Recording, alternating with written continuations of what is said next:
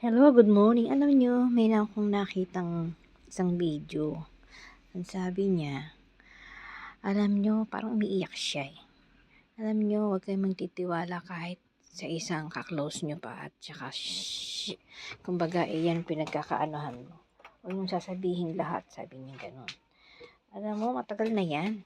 Bakit sinasayang mo lahat? Ikaw may kasalanan niya, ba sinasayang mo lahat kahit baka close mo yan? Dapat may mga sikreto kayo sa buhay nyo at saka lalo na sa mga pamilya nyo, sa mga ano nyo. Dapat hindi nyo yan sinasabi. Kasi ay ubos na siya o konti na lang. Kasi alam nyo, wala naman talagang kundi sarili mo lang at saka si Lord lang. Alam mo ako, kung saan ako nagsasabi ng problema ko at saka yung mga hinakit ko sa kalooban ko at saka may nangyayari sa akin. Si Lord, direkta ako sa Kanya na nagsasabi at saka kung ano ba ang gusto kong mangyari sa buhay ko, ibigay ko sa Kanya. Kasi alam mo bakit? Kung hindi ibibigay ni Lord yan, yung mga gusto mo, hindi mangyayari yan. Binibigay ni Lord, syempre, mangyayari. Ibig sabihin, binigay niya para, yan nga yung gusto mo, na parang gusto rin niya sa'yo. Ganun yun. Hindi yun sa mga kaibigan mo sasabihin, kahit ano pa sabihin mo, may mani po tayo dyan, ayan o. Kahit ano pa sabihin mo, tapos may atsara po tayo dito. Kahit meron po tayong siya nagtanong, Mang Tomas, meron po. Yun, ganun po yun. Huwag ka magsasalita ng kahit porque close na close mo na, sasabi ka ng ganun. Hindi kasi yung din ka-close mo, hindi rin mo alam kung hindi rin nagsasabi sa'yo ng mga sikreto niya, di ba? Ganun yun. Gamitin natin utak natin. Sa lahat ng buhay natin, hindi dapat natin kung kung kanino at wag natin sisihin sila na ikwento nila yon. Ganun yun. Kasi ikaw rin ang may kasalanan nun dahil kiniwento mo sa kanya. Siguro, kaya naman niya nasabi yon dahil gusto niya ikaw tulungan, hindi niya alam, chismosa rin yung pinagsabihan niya. Ganun yun. Tatandaan natin yan. Kaya ito, may bigas po tayo ha. Ayan, may darating pa po yung bigas. Yun nga yun, ganun nga yun. Ibig ko sabihin, ito konti na lang siya Ang bili po nito, talaga naman, ang ganda sa mukha. Tinan niyo ako, gumaganda ang aking skin, nagiging bata. Wow.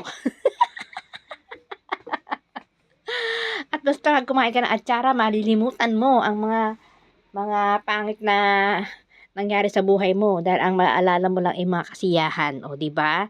Yan yun, yan ang atsara ni Betchay. Sige po. Totoo po yung sinasabi ko na napanood ko yon, parang umiiyak siya. Meron po tayo dito mga paa ng baboy, paa ng manok. Meron po tayo diyang, yung bopis po hindi pa dumarating. So, totoo lang. Meron po tayong tinapang bangos. Tinapang galunggong po, wala pa. Tapos, tinapang, ano pa to? Yung tilapia. Tuyo. Tuyong bisugo. Yan. Meron po tayong buong bangos. Meron po tayong tawag dito, dugo. Yan, meron po tayong dugo.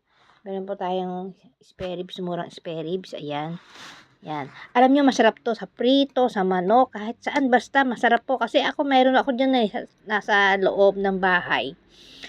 Yan, kahit wala nga akong ulam yan ang inulam ko sa kanin. Wow, ang sarap talaga Wala tayong magagawa. May in love ka sa akin kapag yan ang nakain mo, totoo lang. Naku ha? May in love ka sa akin ha?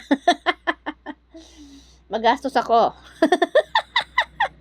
Joke lang, ikaw naman. Hindi naman. Basta ang sinasabi ko, huwag kayong sasabi ng kahit anong problema ninyo. Kahit ba yan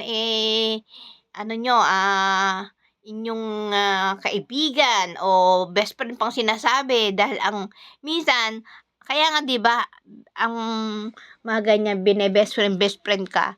Tapos pagka aahasin ka na. O 'di ba? Kaya ako natuto na ako sa buhay ko. Bakit ko pa ayoko na mga ahas sa buhay. Tanggalin nyo yan. Ayan, basta kumain ka nito. At gumamit ka ng mga yan. Nako, yan, magaganda ka, wala kang problema. Bigay mo kay Lord. Si Lord ang kausapin mo araw-araw. Yun lang po. Bye.